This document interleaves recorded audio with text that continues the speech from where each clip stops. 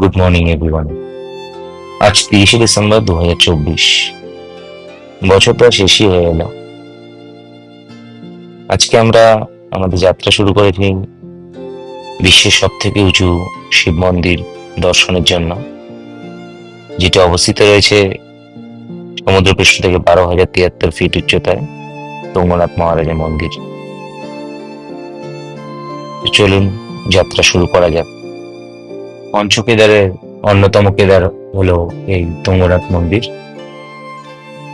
এই মুহূর্তে পুরো রাস্তায় বরফে ঢাকা, সুতরাং আপনারা নিজেরা যে গাড়ি নিয়ে যাবেন সেই গাড়ি আপনাদের পুরো বেস ক্যাম্প অব্দি ছাড়তে পারবে না। এক্ষেত্রে গাড়ি আপনাদের হনুমান মন্দির অব্দি ছাড়বে, এবং হনুমান মন্দির থেকে আপনাদেরকে 4x4 বা ট্রেকারে যেতে হবে, যেতে জন প্রতি 300 টাকা করে ভাড়া নেবে, এবং একটি ট্রেকারে 10 জন লোক যেতে পারবে ম্যাক্সিমাম। আমরা কোনো ট্রেকার নিইনি, আমরা নিজেরাই পুরো রাস্তায় হেঁটে উঠেছিলাম। সেই অভিজ্ঞতাই রইল আজ আপনাদের সাথে। তুঙ্গনাথ আসার best time April two June. এই সময় এখানকার ওয়েদারও খুব ভালো থাকে, এবং আপনারা এখানে এসে পুজো দিতে পারবেন। তো আমরা যে সময় গেছিলাম সেই সময় আমরা ভগবান দর্শন করতে পারিনি, কারণ এই বছর 4th অফ নভেম্বর অলরেডি মন্দির থেকে ভগবানকে নিচে নামিয়ে নিয়ে যাওয়া হয়েছিল। তো আমরা জাস্ট মন্দির থেকেই ফিরে এসেছিলাম।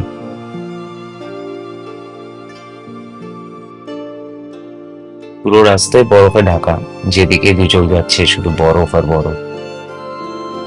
তো প্রাকৃতিক সৌন্দর্যের কথা তো কোনো তুলনাই হবে না এই জায়গায়। অসম্ভব সুন্দর চারদিক।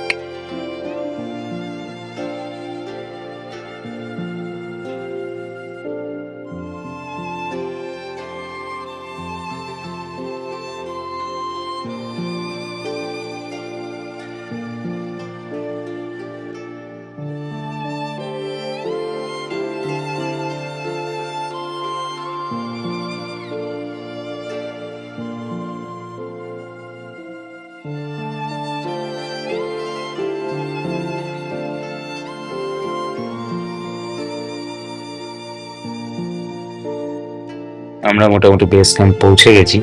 বেস ক্যাম্প পৌঁছে আমরা কিছু খাওয়া দাওয়া করে আমাদের পরবর্তী যাত্রা শুরু করেছিলাম, বাট এখানে আমরা একটা ভুল করেছি। এই যে রাস্তাটা আপনারা দেখতে পাচ্ছেন, এই রাস্তাটা দিয়ে আমরা বেশ খানিকটা এগিয়ে চলে গেছিলাম, যেটা পুরোটাই ভুল রাস্তা। এখান থেকে আমাদের আবার পিছনে গিয়ে তারপর আমাদের যাত্রা আবার শুরু করতে হয়েছিল। তো বেস ক্যাম্পের কাছাকাছি এসে যদি বুঝতে না পারেন, যে কাউকে জিজ্ঞেস করে নেবেন।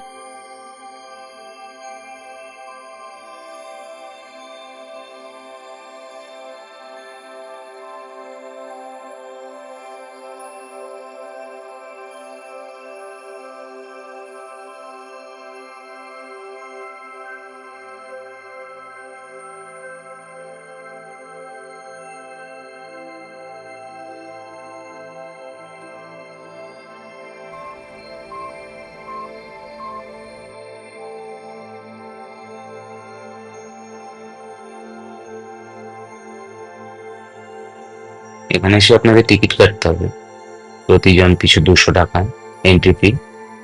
এবং এন্ট্রি ফির সময় কিছু ফর্মাল কোয়েশ্চেন ওখানকার আধিকারিকরা করবে আপনাদেরকে, যেমন আপনার নাম, কোথা থেকে আসছেন, এবং আপনার বাবার নাম কি।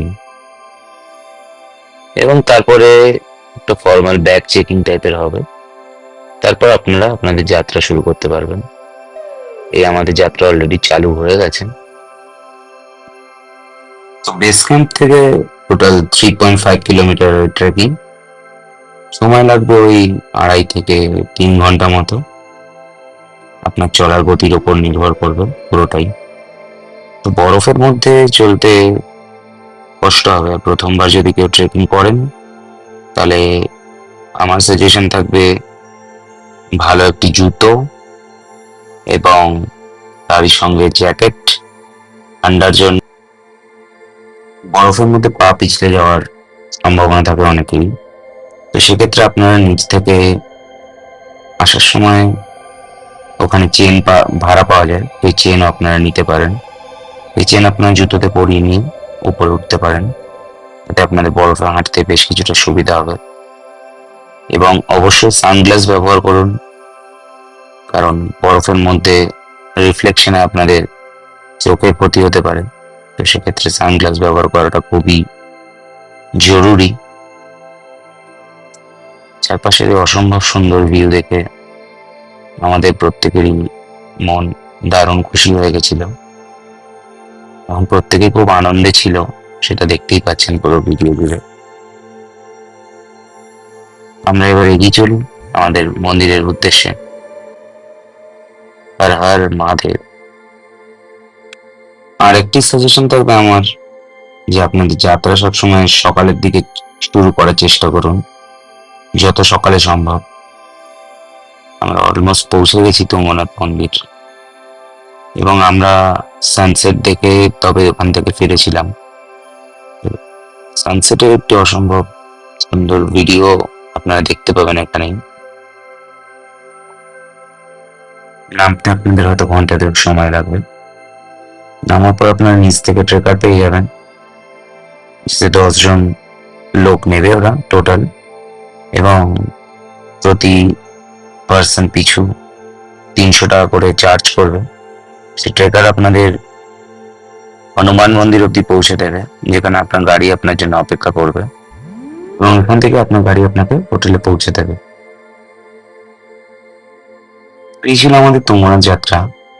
কেমন লাগলো অবশ্যই জানাবেন কমেন্ট করে। আমরা একদমই নতুন ইউটিউবে, আমাদের ভিডিও ভালো লেগে থাকলে অবশ্যই লাইক করবেন, চ্যানেলটিকে সাবস্ক্রাইব করবেন এবং আপনার বন্ধু বান্ধব ফ্যামিলির সঙ্গে শেয়ার করবেন। এবং আপনাদের যদি কোনো সাজেশন থেকে থাকে অবশ্যই জানাবেন, যাতে পরবর্তী ভিডিওগুলোতে আমরা আরো ইমপ্রুভ করতে পারি। পাশে থাকার জন্য অনেক অনেক ধন্যবাদ।